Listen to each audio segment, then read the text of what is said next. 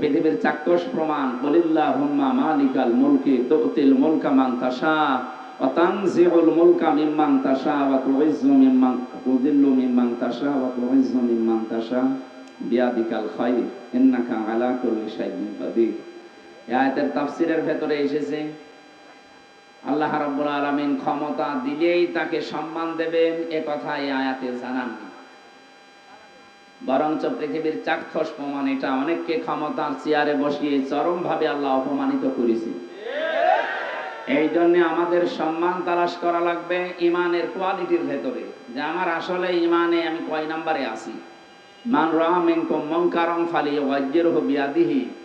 তোমাদের ভেতরে কেউ যদি কোনো অন্যায় কাজ দেখে, আল্লাহ বিরোধী, সমাজ বিরোধী, মানবতা বিরোধী কোনো কাজ যদি দেখে, ও যদি ফার্স্ট ক্লাস ইমানদার হয়, তাহলে তার দায়িত্ব হচ্ছে ওটা তার হাতের দ্বারা বন্ধ করে দেওয়া।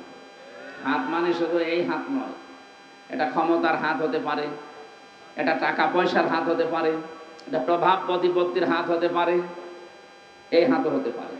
যে কোনোভাবে অন্যায়টা যারা বন্ধ করার চেষ্টা চালাবে, এটা হচ্ছে ফার্স্ট ক্লাস ইমানদারের বৈশিষ্ট্য। যদি এটা আপনি না পারেন, অপারগ হয়ে যান, তাহলে দ্বিতীয় নম্বরে আপনাকে মুখ দিয়ে বলা লাগবে যে এটা অন্যায়। 2006 সালের 28শে অক্টোবর এই যে পৃথিবীর ইতিহাস পাল্টিয়ে ফেলেছে এই দেশের যারা পালিয়ে গেল, এই মানুষগুলো পৃথিবীর ইতিহাস তারা পাল্টিয়ে ফেলেছে। আপনি টের পাচ্ছেন? আমি দুনিয়াতে কোনোদিন এই ছেলে সমস্যাটা আপনার এমনি সময় পাচ্ছে অল্প ডিস্টার্ব করেন মানে এখানে কম কথা বলবেন না। পৃথিবীর বহু ইতিহাস পড়েছি আমি বিশ্ববিদ্যালয়ে থাকাকালীন, কিন্তু এটা আমি কোনোদিন পড়িও নি, কারো মুখে শুনিও নি যে মানুষ হত্যা করার পরে তার লাশের উপরে মানুষ ড্যান্স দিতে পারে। এটা ঘটিয়েছে তারা যারা এই চুরি করে পালিয়েছে। ইতিহাস দুনিয়ায় পাল্টিয়ে দিল না। এটা 6 সালের ঘটনা। আমি 7 সালে তখন ম্যাট্রিক পরীক্ষা দিচ্ছিলাম। এই সিরাজগঞ্জ থেকে একবার যাচ্ছিলাম, বাসের পেছনে বসে আছি, দেখি একটা মরা কুকুর পড়ে আছে রাস্তার উপরে। ড্রাইভার সাহেব কুকুরের উপর দিয়ে না দিয়ে বাম দিয়ে চালিয়ে দিল, গাড়ি একটা ঝাঁকি দিয়ে উঠল। বললাম, ভাই আপনি এমন করলেন, এখন একটা অ্যাক্সিডেন্ট হয়ে যেত। বলছে, দেখেন না একটা মরা কুকুর পড়ে আছে, আমি ডবল করে ওর উপরে চাকা চালিয়ে দেবো, আমার বিবেক নেই? হ্যাঁ, তো মরে গেছে, ওরাকে মারলেই কি আর না মারলেই কি, ওকে টের পাবে? ড্রাইভার আমার দিকে ঘুরে বলছে, হুজুর আপনি কি আসলেই হুজুর নাকি ভুল ধরেছি? হ্যাঁ, আপনি কেমন হুজুর? আপনি দেখেন একটা মরা কুকুর পড়ে আছে, আমি ডবল করে চাকা চালাবো, আমার বিবেক নেই? হ্যাঁ, এই কথা শোনার জন্য আমি ছিলাম। আপনার নাম কি? বলছে সুব্রত। তার মানে বোঝা যাচ্ছে ওটা হিন্দু। কথা বলছে না কেন? বললাম, ভাই আপনার বিবেক আছে কিন্তু ইমান নেই। ইমান যদিও নেই, আপনার নাম শুনি আমি বুঝলাম যে আপনি আমাদের ধর্মের মানুষ না, আপনি একটা হিন্দু মানুষ। কিন্তু আপনার ইমান না থাকলেও আপনার বিবেক আছে যে মরা জিনিস যদিও নিকৃষ্ট, কিন্তু ডবল করে মারা যাবে না। কিন্তু গত বছরে এই 6 সালে অক্টোবর মাসের 28 তারিখে পৃথিবীর ইতিহাস পাল্টিয়ে দিয়েছে একজন হাজী। কথা বলে না কেন? হজ করে এসে ক্ষমতায় যাবার আগে যে মানুষগুলো মাথায় পট্টি বাঁধে, হাতে তসবিহ নিয়ে মানুষকে যে ধোঁকা দিয়ে বোকা বানিয়ে আল্লাহ ওয়ালা মনে হচ্ছে রাবিয়া বছরের ছোট বই, অথচ আপনি এই কাজ করতে পারলেন। শুধু শুধু ঢাকার মানুষগুলোকে যদি বলতেন তোমরা লগে বইটা নিয়ে আসো, আমরা কিছু বলতাম না। সারা দেশ থেকে নিয়ে আসলেন, এখনো পর্যন্ত এই উস্কানি আপনার বন্ধ হয়নি, এখনো চালাচ্ছে। কথা বলছে না কেন? আজকেও চেষ্টা চালিয়েছিল, গতকালকে আল্লাহ ব্যর্থ করে দিয়েছে। জালেমদের যত ষড়যন্ত্র, এটা ব্যর্থ করার দায়িত্ব আল্লাহর। আমরা শুধু চেষ্টা চালাবো যেন ওরা সফল হতে না পারে। ইন্নাহু লা ইফলিহুজ জালিমুন। আল্লাহ গ্যারান্টি দিচ্ছেন কখনো জালেমরা সফল হচ্ছে না, হবেও না। সুতরাং যিনি দেশ ছেড়ে পালিয়ে গেছেন, তার কথা মতো এদেশ যদি অশান্তি করার চেষ্টা চালান, নিজের পেছনে লাল হবে, ওনার কিছু হবে না।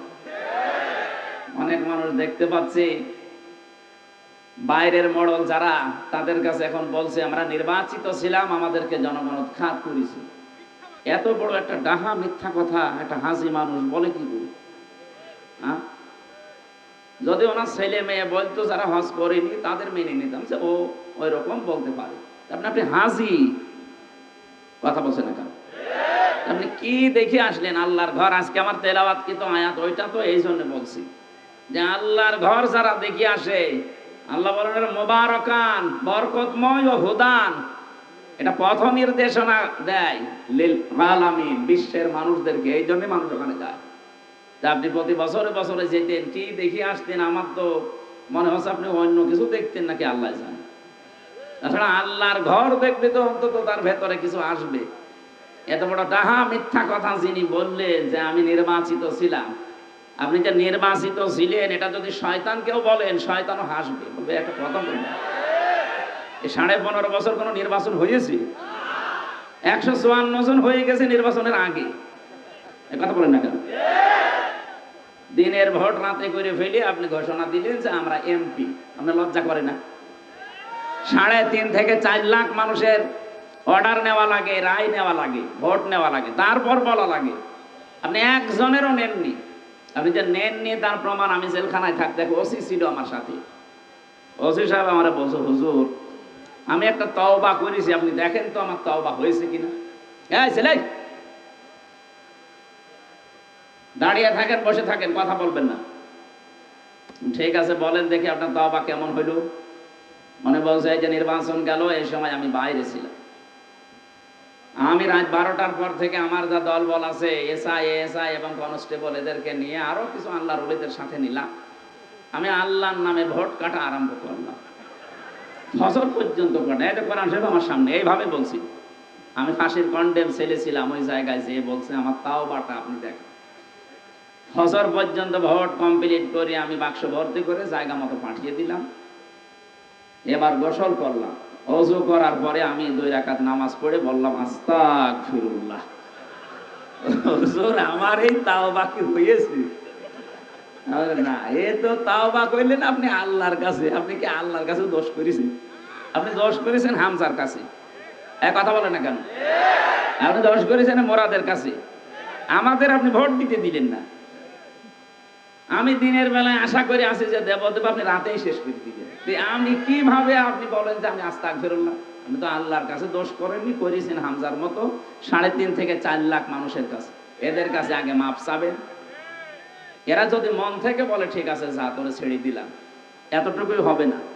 ভয়ঙ্কর তথ্য হচ্ছে আপনি এই 15.5 বছরে বহু মানুষ দুনিয়া থেকে বিদায় নিয়েছে, তাদের কাছে মাপ চাবেন কি করে? কথা বলছেন? এই জন্য তাওবা ওনারটা যেমন হয়নি, এদেশে বহু মানুষের তাওবা এখন এই ঠেলায় বোর্ডে ঢেলায় সালাম করছে। হুজুর আমার একটু ভালো করেন। ভালো করবো কি করে? আপনার কারণে মোরা 15.5 বছর ব্যবসা করতে পারিনি। ও পালিয়ে পালিয়ে রাতের পরে রাত, দিনের পরে দিন পালিয়েছে। আপনার কারণে হাজার হাজার টাকা নষ্ট হয়ে গেছে। আপনার কারণে বহু মানুষ 15.5 বছর বিনা কারণে জেল খাটতেছে। কত মানুষ আয়না ঘরে। বড় আশা ছিল ফিরে আসবে ইলিয়াস আলী, না আর ফিরে আসবে না। আপনি এরকম একটা নাটক করলেন, তার মেয়েটাকে বুকের ভেতরে নিয়ে যে না তোমার বাবা যদি বেঁচে থাকে আমি নিয়ে আসতেছি। আপনি কিন্তু জানতেন যে ওই সময় সে বেঁচে আছে। আমি আয়না ঘরে 10 দিন ছিলাম, আমি জানি।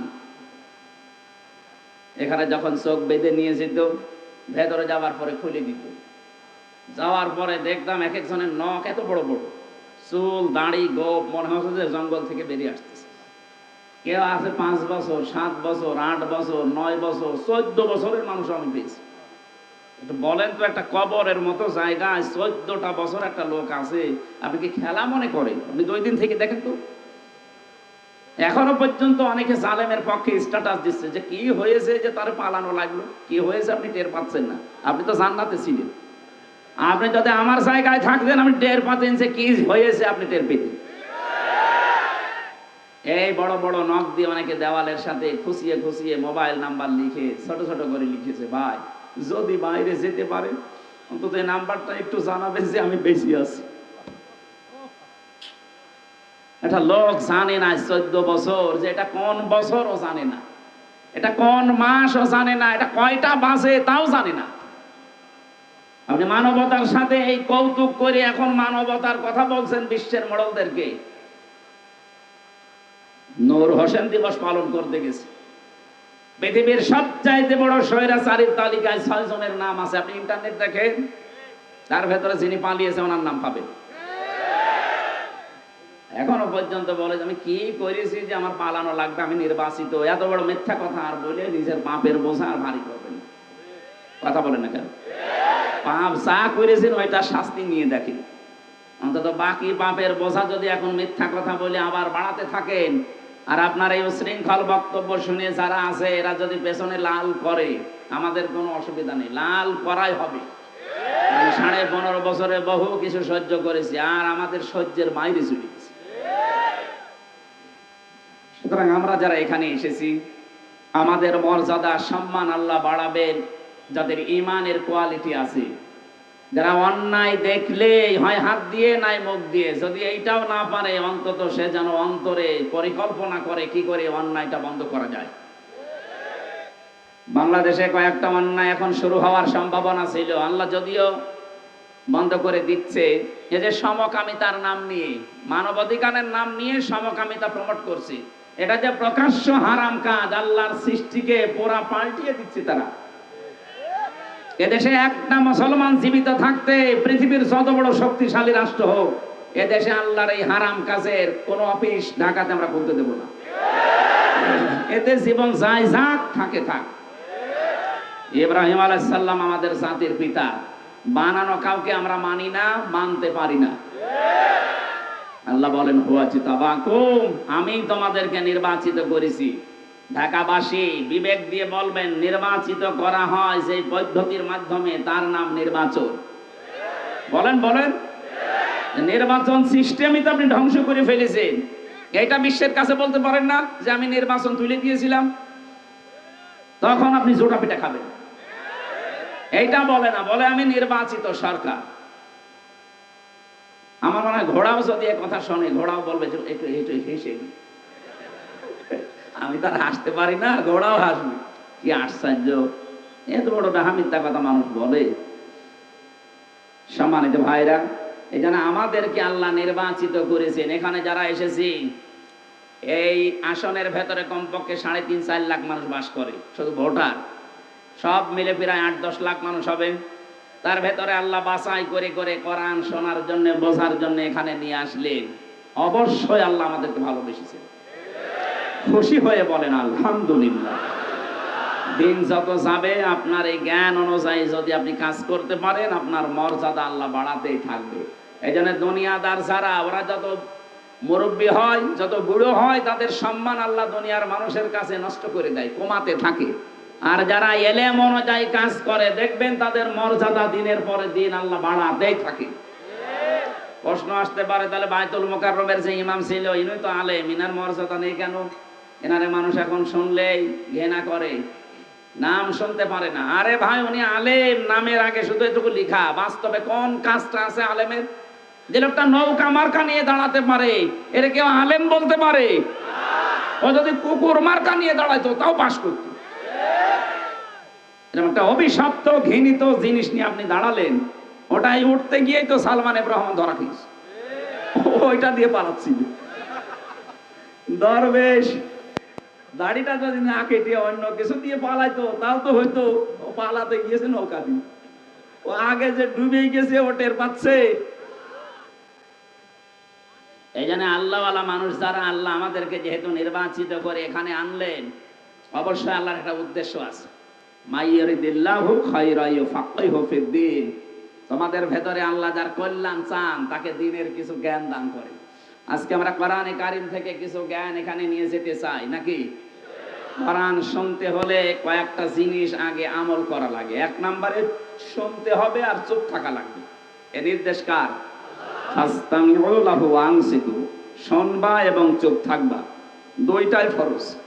যদি আমরা এই দুইটা আল্লাহর নির্দেশ অন্তত ঘন্টাখানিক মেনে চলতে পারি, লাআল্লাকুম তুরহামুন, আশা করা যায় আল্লাহর রহমত এখানে নাজিল হবে ইনশাআল্লাহ। এখন আসেন আমরা যারা বলতে আসি, এই যে জহিরুল ইসলাম ভাই বলছিলেন এতক্ষণ, আমি এখন বলবো, আমার পরে যদি আরো কেউ থাকে যারা কোরআন প্রচার করবে, তাদেরও আল্লাহ কিছু দায়িত্ব দিয়েছেন।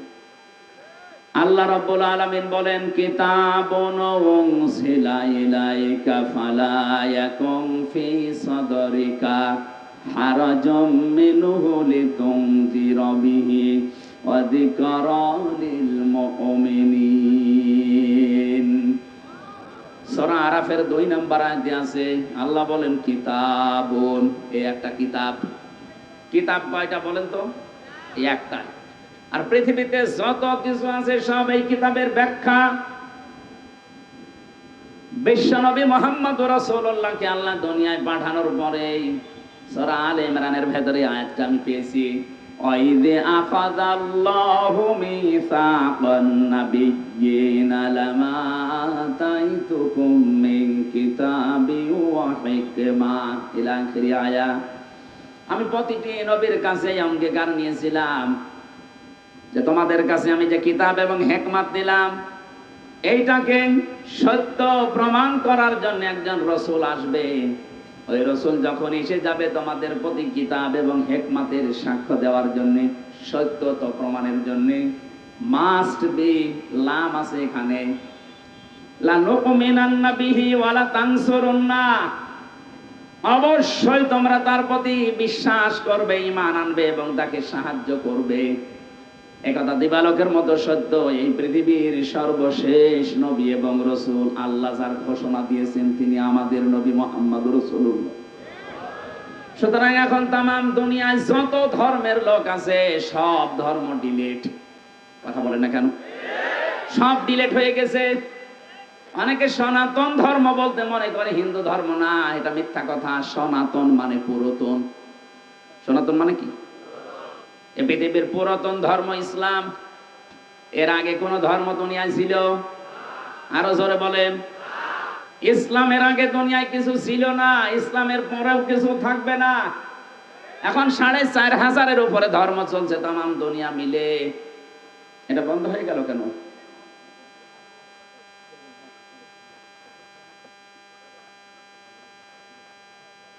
সাড়ে 4500-এর উপরে ধর্মের সন্ধান আমরা পেয়েছি।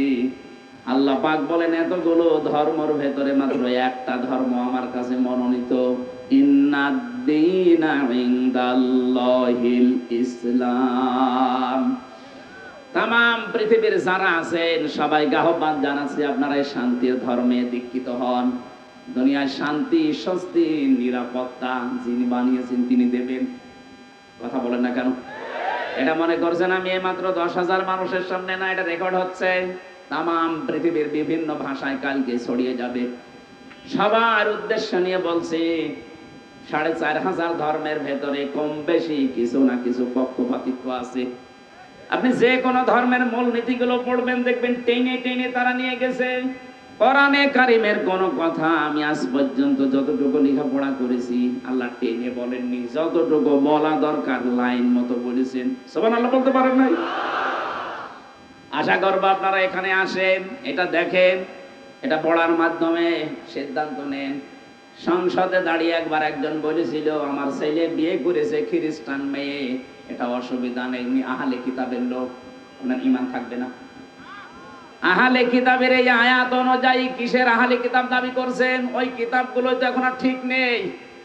ওই খ্রিস্টানরা, ওই ইহুদিরা ওরা নিজেদের মন মতো পাল্টাতে পাল্টাতে পরিবর্তন করে ফেলেছে। যেহেতু আল্লাহ শুধু কোরআনের গ্যারান্টি নিয়েছেন, এই জন্য কিয়ামত পর্যন্ত এর ভেতরে কেউ হাত দিতে পারবে না।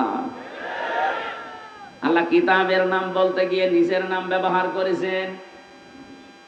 আল্লাহ রাব্বুল আলামিন বলেন এমন ভাবে একে সংরক্ষণ করা হয়েছে, এর ডান থেকে বাম থেকে উপর থেকে নিচ থেকে শয়তান প্রবেশ করতে পারবে না। ওয়া ইন্নাহু লাকিতাবুন আজিজ, বলেন আল্লাহু আকবার। আজিজ কার নাম? আরো জোরে বলেন। আল্লাহ কিতাবের আগে নামটা দিয়ে দিলেন। এটা এমন মর্যাদাবান, সত্যি যদি কেউ সম্মান মর্যাদা দুনিয়ায় শান্তি স্বস্তি আর নিরাপত্তা নিয়ে বেঁচে থাকতে চায়, এর কাছে মাস্ট বি আসা লাগবে। আপনি এর কাছে না এসে কাঙ্ক্ষিত মানের শান্তি স্বস্তি নিরাপত্তা পাবেন না। প্রশ্ন আসতে পারে বিশ্বের বহু বড় বড় দেশে উন্নত যাদেরকে বলি নিরাপত্তা, কিসের নিরাপত্তা? এই ছোট জীবনে আমি বহু দেশ ঘুরেছি। কয়েকদিন আগে সিঙ্গাপুর, থাইল্যান্ড সহ কয়েকটা দেশ ঘুরে আসলাম। ওরা উন্নত ঠিক, কিন্তু মানুষের গ্যারান্টি দিতে পারে না। আমেরিকা এত উন্নত, সন্ধ্যা 7টার পরে মার্কেট গুলো বন্ধ করে দিতে বাধ্য হয়, কারণ গ্যারান্টি নেই, নিরাপত্তা দেবে কে? আমাদের দেশে কোরআনের নিয়ম নীতি চলে না, সবগুলো যতটুকু বিশ্বাস আছে এই বিশ্বাসের উপরে নির্ভর করে নরসিংদীর বাবু বাজার রাত 2টা-3টা পর্যন্ত বাজার চলছে। এটা যদি সত্যি কায়েম হয়ে যায়, 2টা-3টা পর্যন্ত না, ফজর পর্যন্ত চললে কেউ চোখ তুলে তাকাবে না। সেরকম একটা দেশ আমরা চাই। কথা বলেন ঠিক কিনা? আল্লাহ বলেন, হে নবী, এই যে কিতাব আপনাকে আমি একটা দিয়েছি, এটা শুধু সোমা খাবেন আর মাথার উপরে রেখে দেবেন। কি করবেন এটা দিয়ে? কিতাবুন উনজিলা ইলাইকা ফালা ইয়াকুম ফি সাদরিকা হারাজুম মিনহু লিতুনদিরা বিহি। এটা দিয়ে যখন মানুষদেরকে সতর্ক করবেন, ওই সময় যেন আপনার মনে কোনো সংকীর্ণতা কাজ না করে। আপনি কারো দিকে টেনে কথা বলবেন না। এখানে আমি হারাজনের 6টা অর্থ পেয়েছি। 1 নম্বরে ভয়, ভীতি, দ্বিধা, দ্বন্দ্ব, সংশয়, সন্দেহ, এগুলো আপনার মন থেকে আপনি আগেই দূর করে কোরআন সামনে নিয়ে মানুষদেরকে সতর্ক করবেন। সবার উপকার হবে না। ওয়াজিকারালিল মুমিনিন, যে মানুষগুলোর ঈমান আছে এই মুমিনদের কোরআনের আলোচনায় উপকার হবে। কে বলছে? ওয়াযাক্কির ফাইন্নায যিকরা তানফাউল মুমিনিন। আপনি আলোচনা করেন কোরআন দিয়ে, যে মানুষগুলোর ভেতরে ঈমান আছে এদের উপকার হবে। তানফাউ, এটা মজারে, বর্তমান, ভবিষ্যৎ, প্রেজেন্ট, ফিউচার।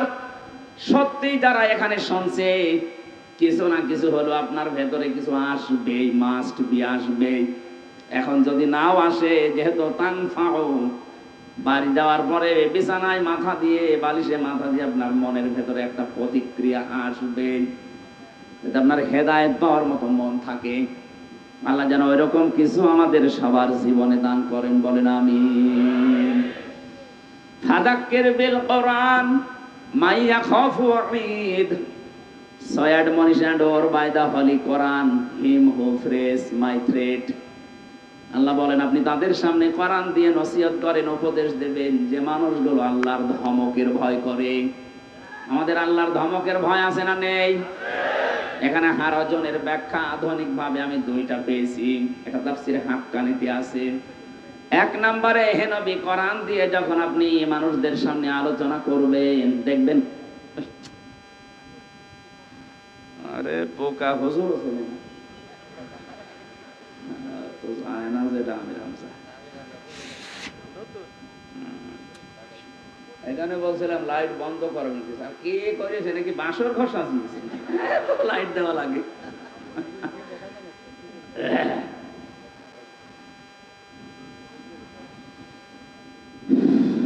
আমরাই বাসে আমরা প্রথম ব্যাখ্যা কি বললাম? কোরআন যারা শুনতে আসে, আপনার সামনে এমন মানুষ বসে আছে, কোরআনের কথা বক্তব্য শোনার পরে ওরা না বোঝার কারণে রাগ করতে পারে। এরকম মানুষ দেশে নেই? এই 15.5 বছর আরো বেশি ছিল। যেটা বোঝাতে চাই কোরআন দিয়ে, সেইটাই ওর বিরুদ্ধে চাই। একবার খুলনায় গিয়েছিলাম, রূপসা থানা সম্ভবত সভাপতি উনি, ওই থানার যারা পালিয়েছে ওই দলের সভাপতি। আমারে বলছে, হুজুর, এখানে বিভিন্ন রাজনৈতিক দলের লোকজন আছে, আপনি সাংসারিক জীবনে কেন গন্ডগোল হয় এইটা বলেন। ঠিক আছে। এখন স্বামী স্ত্রীর গন্ডগোল হয় 5টা কারণে, আর এটা মেটাতে হয় 5 কারণ দিয়ে। কোরআনে কারিমের সূরা নিসার 34-35 নম্বর আয়াতে আল্লাহ ব্যাখ্যা দিয়েছেন। আমি একেবারে লাইন আকারে বলতে আরম্ভ করলাম। মাহফিল শেষ করে ওনার বাড়িতে খাবার খাওয়া, যেই গেছি দেখি মুখ গোমরা করে আছে। কি রাগ হয়ে গেল কেন? হুজুর, আমার বউর সাথে যে আমার গন্ডগোল, আপনি জানলেন কি করি? কি করে জানি? না, আপনারে মনে হয় কেউ বলে দিয়েছে। আপনি আজ যা যা বললেন এইটাই আমার আজকে দিনের বেলায় হয়েছে। আমারে কেউ বলে দিয়েছিল না, বলেছে একজন। ১,৫০০ বছর আগে কোরআনে কারিমে আল্লাহ আগেই জানিয়ে দিয়েছেন যে এই কারণে গন্ডগোল হয়। কথা বলেন না কেন? ওইটা বললে ও যদি একদিন দিনের বেলা ওই রকম কাজ করে ওর মিলবে না। বলেন বলেন। এখানে কোরআনের আসল যে বক্তব্য না বোঝার কারণে রাগ করতে পারে, মন খারাপ করতে পারে, এরকম শ্রোতা দেশে আছে। দ্বিতীয় নম্বরের ব্যাখ্যা পেয়েছি, এইটাই আমার মনে হয় এখন আসল। হে নবী, আপনি যখন কোরআন ব্যাখ্যা করবেন, আবহমান কাল থেকে এই দেশে বহু মানুষ আন্দাজে ইবাদত বানিয়ে ইসলাম মনে করে পালন করে, আর এগুলো বাংলাদেশ, ভারত আর পাকিস্তান আন্দাজে একটা জিনিসকে ইবাদত মনে করে চালিয়ে যাচ্ছে, অথচ ওটা কোরআনেও নেই, হাদিসেও নেই, ওটা বানানো। আপনি যখন কোরআনের ব্যাখ্যা করবেন তখন তো এগুলো টিকবে না, কারণ পৃথিবীর যত বানানো ইবাদত আছে সব অন্ধকার। এই কথা বলেন না কেন? আর অন্ধকার ভালোবাসে দুনিয়ায় তিনটা প্রাণী, পেঁচা, বাদুড় আর চামচিকা। এজন্য দেখবেন এরা দিনের বেলায় বের হয় না, দিনের আলোতে, সূর্যের আলোতে পাবেন না, রাতের আধারে অন্ধকার হলে পাবেন। রাতের আধারে বের হয়ে স্থির থাকে না, মানুষের ফসল নষ্ট করে।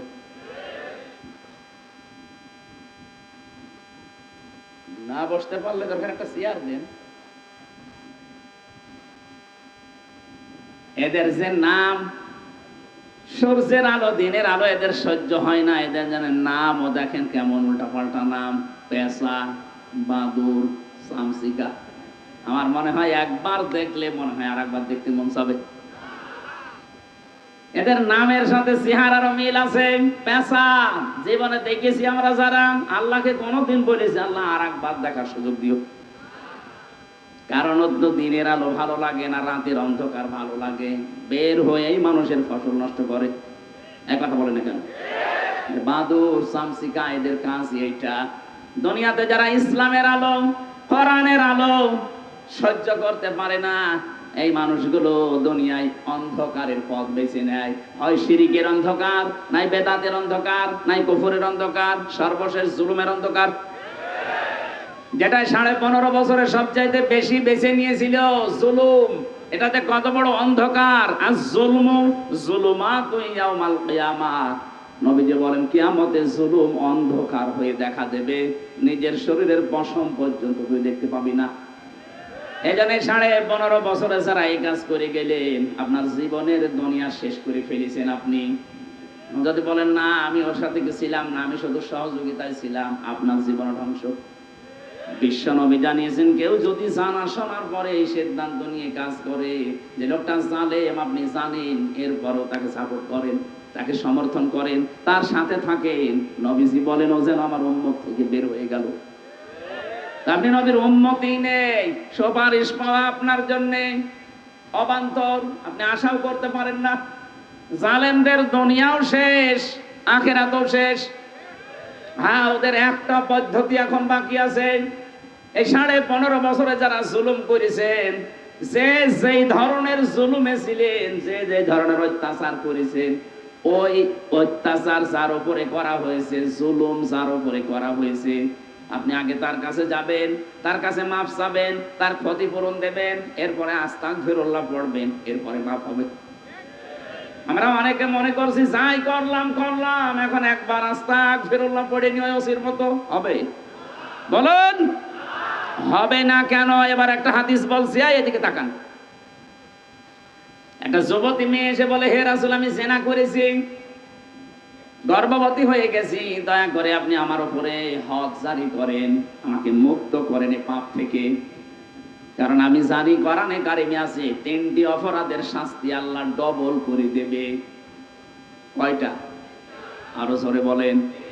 সূরা ফুরকানের 68 নম্বর আয়াতে আছে, ওয়াল্লাযীনা লা ইয়াদউনা মা'আল্লাহি ইলাহান আখারা, এই দুনিয়ায় যারা আল্লাহর সাথে অন্য কাউকে ডাকে তাদের শাস্তি হবে ডবল। বাংলাদেশে বহু জেলাতে এখন হচ্ছে, আল্লাহর নামে জিকির করার পাশাপাশি কিছুক্ষণ পরে দেখবেন ইয়ালি বাবা, কেল্লা বাবা, ফতে বাবা। এখানে আপনি আলেমদের জিজ্ঞাসা করেন, মাআল্লাহ, আল্লাহর সাথে ইলাহান আখারা, অন্য কোন ইলাহকে যদি কেউ ডাকে তার শাস্তি হবে কয়টা? ডবল ডবল, বলেন বলেন। দ্বিতীয় নম্বরটা আমাদের দেশের সাথে মিলে যাবে, এই জন্য এটা আমার মনে হয় না বলাই ভালো। এখন তার কোনো ভয় নেই। আগে যদি বলতো হুজুর এটা বলবেন না, বলতাম ঠিক আছে আল্লাহুম্মা আমিন। এখন তার আল্লাহুম্মা আমিন নেই। আল্লাহ পাক বলেন ওয়ালা ইয়াকতুলুনান নাফসাল্লাতী হারামাল্লাহু ইল্লা বিল হক। আল্লাহ কর্তৃক নিষিদ্ধ এইরকম কোন মানুষকে, কোন জীবকে, কোন মানুষ যদি দুনিয়াতে কোন ইনসানকে হত্যা করে, এই মানুষের শাস্তি হবে ডবল। আগস্টের 5 তারিখের আগ পর্যন্ত এই দেশে বিনা কারণে, আপনার কারণে 3732 জন মানুষ মারা গেল। সরকারি জরিপ, এই কথা বলেন না কেন? আপনি এ দায় এড়াতে পারেন না, এই জন্যই তো আপনার নামে গণহত্যার মামলা হয়েছে। এটা মিথ্যা না। আমরা যারা 15.5 বছরে জেল জুলুম অত্যাচারের শিকার ছিলাম, পুরাটাই মিথ্যা। আমি যে 3 বছর জেলে ছিলাম, পুরাটাই মিথ্যার উপরে। কারণ কিছুদিন আগে আমার মামলা সব আদালত কর্তৃক খারিজ হয়ে গেছে। জজ সাহেব এটা হাতে নিয়ে আমার মামলার ফাইল নিয়ে বলছে আমি কি দেখে বিচার করবো, এর ভেতরে কোনো মাল নেই, সব আমি খালাস দিয়ে দিলাম। তার মানে আমি যে নির্দোষ, যে মামলা আমাকে দিয়েছিল এর সাথে আমার কোনো সম্পর্ক নেই, এটা আদালত কর্তৃক প্রমাণিত। একটা নির্দোষ মানুষকে আপনি 2টা মামলা দিয়ে 3টা বছর জেলে রাখলেন, আপনার নামে মামলা হয়েছে 165টা। এক কথা বলছেন, এক একটা মামলায় যদি 1.5 বছর করে হয়, 165টা মামলা আপনি মোবাইলে একটু হিসাব করেন, কত বছর আপনাকে অন্তত বৈধভাবে জেলে থাকা লাগবে। এরপরও যদি আপনি উস্কানি দেন যে আমি চট করে ঢুকে পড়বো, আসেন। দেশের মানুষ এখন আর আগস্টের 5 তারিখের আগে নেই। 5 তারিখ পরিবর্তন হয়ে এখন চলছে 11 তারিখ, তাও 2 মাস পার হয়ে গেছে। আশা করছি আপনি পাগলামি করবেন না। একটা স্বামীয়ারা মহিলাকে আমরা দেখেছি, স্বামী নেই তার, ছোট সন্তানটাও সে হারিয়েছে। এরকম একটা মেয়ে লোককে আপনি এতিমের মাল আত্মসাৎ করেছে, এরকম মিথ্যা অপবাদ দিয়ে বছরের পরে বছর জেলে রেখে দিয়েছিলেন। তাকে চিকিৎসাও নিতে দেননি। এই কথা বলছেন না? আপনার উপরে তো এখনো জুলুম শুরু হয়নি। 165টা মামলা। কালকে আমি এক আদালতের, এক হাইকোর্টের উকিল আমার সাথে ছিল, উনি আমি বলছিলেন যে 165টা অলরেডি হয়েছে, এখনো যে কত হবে, কারণ তো অপরাধের শেষ নেই, মামলা শেষ করবো কি করে? মকিম গাজীর নামে এক লোক আমার সাথে জেলে ছিল, বললাম ভাই কয় বছর জেল আপনার? বলছে 160 বছর। 160 বছর জেল? আপনি এখনো বলছেন 160 বছর, আপনি কবে জেল খাটবেন? আপনি তো মরে কবরে যাবেন, আবার উঠবেন, আবার জেলে যাবেন। ওনার যদি 165টা মামলায় 1.5 বছর করেও আমার মতো জেল হয়, বলেন কত বছর জেলে থাকা লাগবে? কবরে যাওয়ার পরে আবার ওঠা লাগবে না? এখানে মানুষ হত্যার সাথে যারা জড়িত তারা ডবল শাস্তি পাবেন। শুধু উনি একা না, উনি হয়তো হুকুমদাতা, হুকুমের আসামি হবেন। বাকি যারা এ কাজে জড়িত ছিলেন, বহু মানুষ আমি পেয়েছি, প্রশাসনের যেই কয়জন জড়িত ছিল এবং দলীয় কায়দায় যারা এ কাজ করেছেন, আপনার শাস্তি দুনিয়া আখেরাত মিলে কয়টা হবে? এই বলেন না কেন? 3 নাম্বারটা ওয়ালা ইয়াজনুন, জেনা করা যাবে না। অথচ বাংলাদেশে এই 15.5 বছরে আমরা দেখেছি বুড়ো জেনাখোরের সংখ্যা দিনের পরে দিন বেড়ে গেছে। শরীর চলে না তাদের, নাকি রাত 12টা 2টা পর্যন্ত বিভিন্ন মানুষ ঘুম পাড়িয়ে বাড়ি যেত। বলেন নাউজুবিল্লাহ। এদের অবশ্যই হাতের জেনা, মুখের জেনা, লজ্জা স্থানের জেনা, তারপরে বাকি আমি বললাম না। এই কথা বলছেন না কেন? জেনা করলে শাস্তি দুনিয়া আখেরাতে কয়টা? এই মেয়েটা এসে বলেছেন, হে নবী আমি জেনা করেছি, আমি জানি ডবল শাস্তি দুনিয়া আখেরাতে আমার হবে, আপনি দয়া করে আমার বিচারটা করে আমাকে মুক্ত করে দেন, কিয়ামতে যেন এই বিচার আল্লাহ ডবল করে না করে। নবীজি বললেন ঠিক আছে, বাড়ি যাও, সন্তানটাকে খালাস হোক। মেয়েটা যখন সন্তান নিয়ে এসেছে, নবীজি বললেন না এখনই বিচার করা যাবে না, আগে তোমার বাচ্চাটা খাবার খাওয়া শিখবে। তোমার স্তনের দুধ তার অধিকার আছে 2 বছর। যদিও দুধ পান করার এই কাজ মারা যদি পালন না করে, মায়ের গুনাহ হবে না। এ দায়িত্ব বাবার। কার? আমি কি বানিয়ে বলছি না? এখানে আলেমরা যারা আছে সূরা বাকারা 2 নাম্বার পারা 17 নাম্বার পৃষ্ঠা প্রথম নাম্বার লাইনের 232 নাম্বার আয়াতের মাঝের অংশে আছে আল্লাহ পাক বলেন লিমান আরাদা আইয়ুতিম্মার রাদা। আমি দায়িত্ব দিয়েছি, এখানে এটা মুযাক্কার শব্দ, মুয়ান্নাস না। বাবাদেরকে দায়িত্ব দিয়েছেন আল্লাহ, যত খরচ হবে যত কিছু লাগবে এর জন্য সব কিছু করবে কে? বাবা। বলেন বলেন। আমরা যারা বাবা আমাদের তো কোনো মেশিন পত্র নেই, আছে? কথা বলেন না কেন? এই জন্য দায়িত্ব পালন করবে মেয়েরা। এখন কোনো মা যদি বলে না আমি এটা করব না, তোমার ছেলে তোমার এই মেয়ে 2 বছর দুধ আমি পান করাতে পারি, আমাকে 5 লাখ টাকা দেওয়া লাগবে, আপনাকে তাই দেওয়া লাগবে? আমার মনে হয় মাইকে এটা বলা ঠিক হইল না, কারণ আমারও তো একটা হয়েছে। বাড়ি যাওয়ার পরে যদি বলে তোমার ওয়াজ আমি শুনলাম, এই যে 42 দিন আগে যে মেয়েটা হয়েছে 2 বছর দুধ খাওয়াতে 5 লাখ টাকা লাগবে, না তোমার মেয়ে নাও, একটা বিপদে পড়ে যাব না? লাইভ বন্ধ করে দিন, ম্যাডাম যেন না শোনে। না আসা মানে তো মা বোনেরা আপনার দায়িত্ব না, গোনা হবে না, কিন্তু আমাদের তো জিনিসপত্র নেই। আল্লাহ আপনাকে দিয়েছেন, এর ভেতরে 7টা কারণ আছে আপনাকে দেওয়া। আমার মনে হয় সময় বেশি হয়ে যাচ্ছে নাকি? অনুষ্ঠান প্রতিদিন যদি একটা করে নিতেন আমার শরীরও ভালো থাকতো, কথা বলেও আমি শান্তি পেতাম। 1.5-2 ঘন্টা কথা বলে একটা বিষয় বোঝানো ভালো হতো। এই সময় দেখতে দেখতে চলে যায়, আমারও শরীর পারে না। আবার আর একটা মাহফিল নাকি নেওয়া আছে এখান থেকে 25 কিলো দূরে, সেটা যে কথা বলা লাগবে না। আরে ভাই খালি ওই কাজই করবেন, আপনি এতক্ষণ পর্যন্ত কি করেছেন?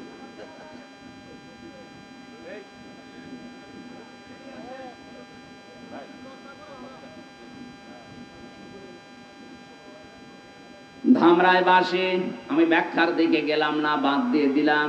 আল্লাহ রাব্বুল আলামিন জানিয়েছেন পৃথিবীর মেয়েরা 2 বছর দুধ পান করাও। নবীজি মেয়েকে বললেন যাও, খাবার যখন শক্ত খাওয়া শিখবে তখন আমার কাছে আসবে। এসেছে ওই মেয়েটা, ওই ছেলেটাকে আল্লাহর নবী একজন সাহাবীর আন্ডারে দিয়ে বললেন এই মেয়েটিকে মাটির ভেতরে গেড়ে দাও, পাথর নিক্ষেপ করা আরম্ভ করো। চারিদিক থেকে যখন পাথর নিক্ষেপ চলছে, এই ওর কি রূপ বেরিয়েছে, ওদিকে তাকাচ্ছেন মানে? একটা গুরুত্বপূর্ণ পয়েন্ট বলছে, আপনি কোন দিকে তাকিয়েছেন? এদিকে তাকান। শেষ পর্যন্ত নবীজি বললেন পাথর নিক্ষেপ করা আরম্ভ করো। চারিদিক থেকে যখন পাথর চলছিল, হযরত আবু সাঈদ খুদরি, 2 জনের নাম আমি পেয়েছি, অথবা খালিদ ইবনে ওয়ালিদ, তিনি বলেন আমি এত জোরে একটা পাথর নিক্ষেপ করলাম মেয়েটার নাকের উপরে লেগে ফিনকি দিয়ে রক্ত আমার শরীরে লেগে গেছে। আমি ভর্ৎসনা বরদোয়া দিলাম, ঘৃণা ছড়ালাম যে কি এরকম নাপাক মহিলার রক্ত আমার শরীরে লাগতেছে।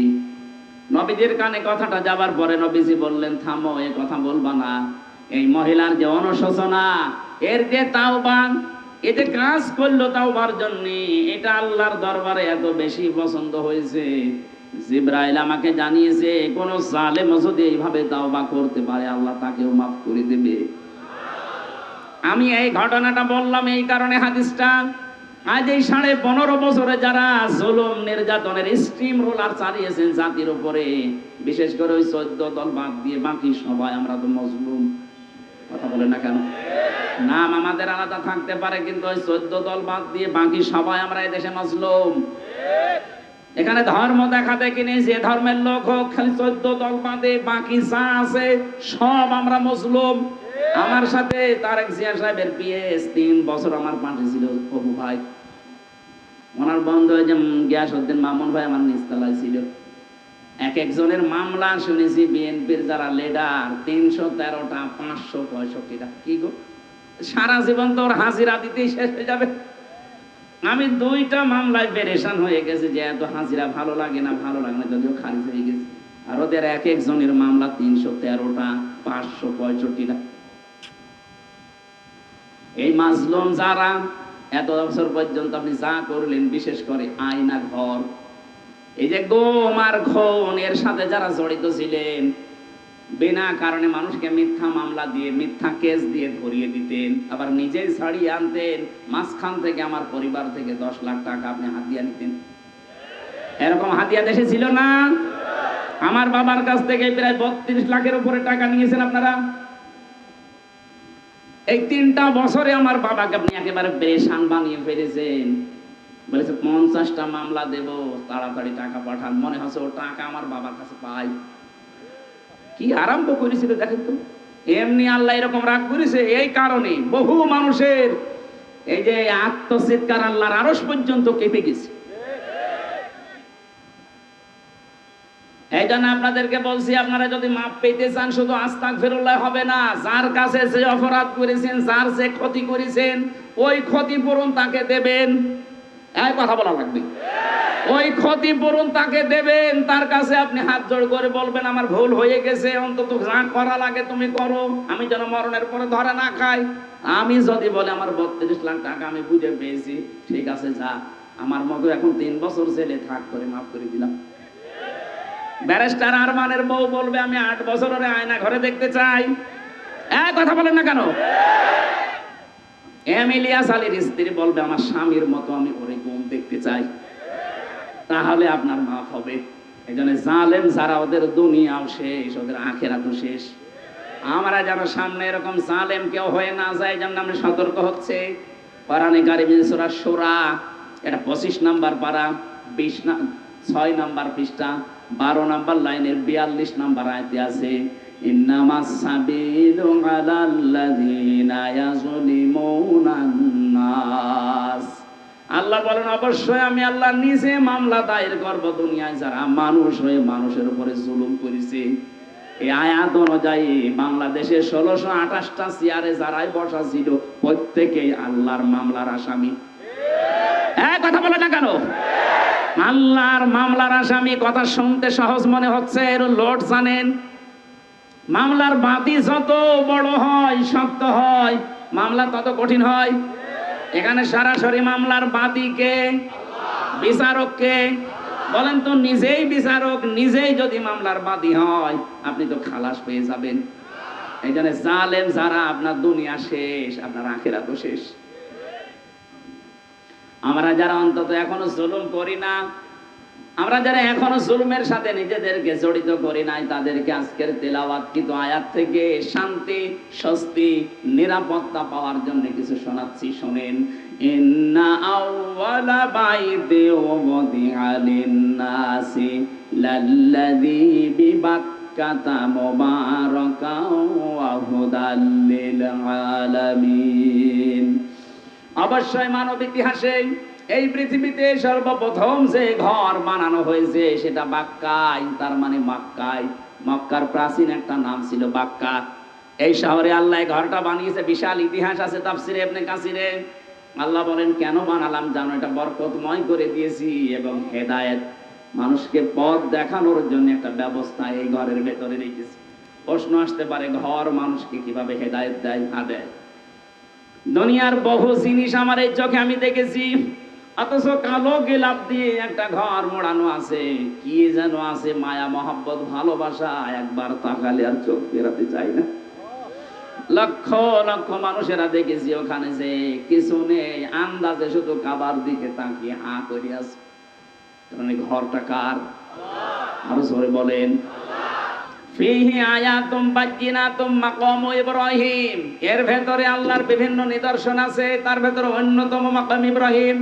এটা কাবার অংশ ছিল, পরবর্তীতে হযরত ওমরের জামানায় এটাকে আলাদা করে কয়েক হাত দূরে এটা রাখা হয়েছে। এর এখানে যে শব্দগুলো আল্লাহ দিয়েছেন আয়াতুন, এই আয়াত মানে শুধু কোরআনের আয়াত না, আয়াত মানে নিদর্শন, আয়াত মানে ইতিহাস। আয়াত মানে কি? এই যে 15.5 বছরে আপনারা যে ইতিহাস তৈরি করে গেলেন, হয়তো এখন কেউ ভয়ে ইতিহাস লেখে না, কিন্তু ইতিহাস একদিন লেখা হবে। কথা বলেন। ইয়াজিদের ইতিহাস ওই সময় কেউ লিখতে পারেনি, কারণ হোসাইনের পক্ষে কেউ ছিল না। ইতিহাস কিন্তু লেখা হয়েছে। ইমাম হোসাইনকে সম্মানিত করে দিয়েছে, আর ইয়াজিদকে ঘৃণিত, নিন্দিত করে দিয়েছে। আজ যারা ইয়াজিদের মতো জুলুম করলেন, হয়তো 100 বছর পরে ইতিহাস লেখা হবে, যখন আপনি থাকবেন না, তখন আপনাকে তামাম পৃথিবীর সামনে ঘৃণিত, নিন্দিত করে জাতি উপস্থাপন করবে। আমরা এরকম কোন ইতিহাস রচনা করতে চাই না। এখানে আমরা যারা বসে আছি বলেন তো 100 বছর পরে একজন থাকবেন এখানে? আরো জোরে বলেন। এমনকি যাদের জন্য আমরা যা করছি, আমার এই যে আমার একেবারে জবান দিয়ে যা বলছি ইমান থেকে বলছি, 100 বছর পরে না, আপনি যদি এইখানে আবার 100 বছর পরে ফিরে আসতে পারেন, দেখবেন এখানে আমরা যারা আছি একটা মানুষ নেই, সবাই কবরে। নতুন মানুষ এখানে এসে দুনিয়া চাষ করবে, তাদের সাথে পরিচয় নেই। যে ঘর বানাতে গিয়ে দুনিয়াদারি হয়ে গেলেন, যে ঘর সম্পদ ব্যবসা বাণিজ্য করতে গিয়ে আল্লাহর বিধান আপনি ভুলে গেলেন, এই সিন্ডিকেট করে করে বিভিন্ন মালের দাম বাড়িয়ে দিলেন, আপনি মারা যান। 100 বছর পরে এই সম্পদ এই বাড়ি ঘরে আপনি ফিরে আসেন, আপনার নিজের আপন ছেলের ছেলের ছেলে 3 পুরুষের পরেও বলবে কে আপনি? আমির হামজা, আমি চিনি না। এক কথা বলেন এখন। এজন্য যার জন্য যা করে রেখে যাচ্ছেন, ওটা যদি অবৈধ পথে হয়, আপনার কপালে দুঃখ আছে। ও দুঃখ যেন সামনে না আসে, এই জন্যই তো আল্লাহ বারবার এই যে আয়াতুন, এটা বহু বচন দিয়েছেন, আয়াতুন দেয়নি। এখানে আমি প্রায় 27টা জিনিস পেয়েছি তাফসিরে হাক্কানির ভেতরে। আমার ওই মাহফিলটা না থাকলে আমি আজকে পুরাটা আজকে আলোচনায় আনতাম। এত সুন্দর সুন্দর ব্যাখ্যা মুফাসসির নিগ্রামে এই জায়গায় তুলে ধরেছে। আয়াতুন, কেউ যদি সত্যি আল্লাহর আয়াত নিয়ে চিন্তা ভাবনা করে, আল্লাহ তাকে হেদায়েত দিয়ে দেবেন, সে পথ পেয়ে যাবে। মাকামে ইব্রাহিম আল্লাহ এখানে দিয়েছেন, আমান দাখালাহু কানা আমিনা, এখানে প্রবেশ করলে আল্লাহ নিরাপত্তা দিয়ে দেয়। কে বলছেন? এখানে বিশ্বাস করেন আল্লাহর এই ঘর, এখানে যারা প্রবেশ করবে, এই ঘরের এরিয়ার ভেতরে আসলে আল্লাহ তাকে নিরাপত্তা দিয়ে দেবে, কারণ এখানে বিধান চলছে কার? আরো জোরে বলেন। আমাদের এই বাংলাদেশে 56,000 বর্গ মাইল তো আর কাবা শরীফ না। কথা বলেন না কেন? এখানে যদি আমরা বাস করতে চাই, এখানে নিরাপত্তা লাগবে না? র‍্যাব বলে এসে এগুলো নিরাপত্তা দিতে পারবে? নিরাপত্তা দেওয়ার জন্য আল্লাহ লাগবে। আল্লাহ বলেন আমার কাবা আমি বানিয়ে দিয়েছি, আমান দাখালাহু কানা আমিনা, কেউ যদি এখানে প্রবেশ করে সে নিরাপত্তা পেয়ে যায়। তোমরা 6,000 মাইল দূরে, কয় হাজার? কাবা শরীফ থেকে আমরা এই যে ধামরায় যারা আছেন 6,000 মাইল দূরে বাস, তাহলে এখানে নিরাপত্তা লাগবে। এটা দেওয়ার জন্য সূরা আনামের 82 নম্বর আয়াতে আল্লাহ এই তথ্যগুলো তুলে ধরেছেন। আল্লাযীনা আমানু ওয়া লাম ইয়ালবিসু ঈমানাহুম বিযুলমিন উলাইকা লাহুমুল আমনু ওয়া হুম মুহতাদুন। যারা ঈমান আনে আর ঈমানের সাথে যারা জুলুমকে মিশ্রণ করে না, এখানে জুলুম মানে শিরিক, যারা তাদের শিরিকের সাথে জুলুমের সাথে ঈমানকে মিশ্রণ করে না, ঘটায় না, শিরিক মুক্ত জীবন, সমাজ, পরিবার, রাষ্ট্র যদি গড়ে তুলতে পারে, উলাইকা লাহুমুল আমনু, আল্লাহ এইভাবে করে আঙ্গুল দেখিয়েছেন, ইসমে ইশারা, উলাইকা লাহুমুল আমনু, এই 56,000 বর্গ মাইলটাও হয়ে যাবে নিরাপদ স্থান। সুবহানাল্লাহ বলতে পারেন? সুতরাং এই জাতি যেন কোনো শিরিকের সাথে মিশ্রণ না ঘটায়, এটা সামনে যারা দায়িত্বে আসবে খুব খেয়াল করে জাতিকে চালাবেন, কারণ এই 15.5 বছরে জাতিকে মুশরিক বানানোর জন্য চেষ্টা চলছিল। একটা মানুষের পোষা যেভাবে আরম্ভ হয়েছিল, আর কিছুদিন গেলে আল্লাহকে মানুষ ভুলে যেত, বাধ্য করত। সব জায়গায় ছোট ছোট বাচ্চারা ক্লাসে ঢুকবে, বাবার সামনে এভাবে করে যাওয়া লাগতো। কি আরম্ভ করেছিলেন বলেন? এই জন্য তো নিরাপত্তা সব ধ্বংস হয়ে যাচ্ছিল। নিরাপত্তা পেতে হলে উলাইকা লাহুমুল আমনু, যদি নিরাপত্তা পেতে চাও বিজুলমিন, জুলুম থেকে নিজেদের ঈমানদেরকে বাঁচাও। এখানে জুলুম মানে শিরিক। জুলুম মানে কি? শিরিক আবার প্রধানত 4 প্রকার: শিরিক বিজাত, শিরিক বিসিফাত, শিরিক বিল ইখতিয়ারা, শিরিক বিল হুকুক।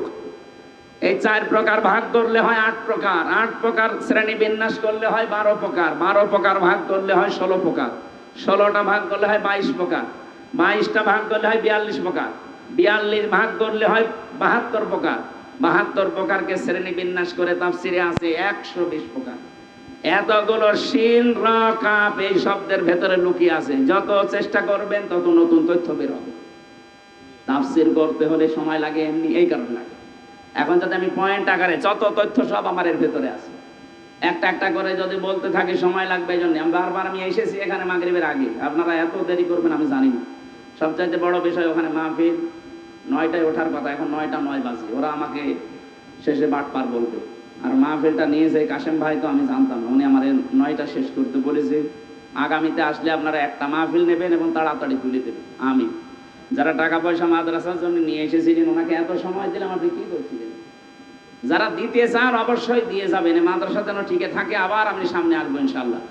আল্লাহুম্মা আমিন। লা ইলাহা ইল্লা আনতা সুবহানাকা ইন্নী কুনতু মিনাজ জালিমিন।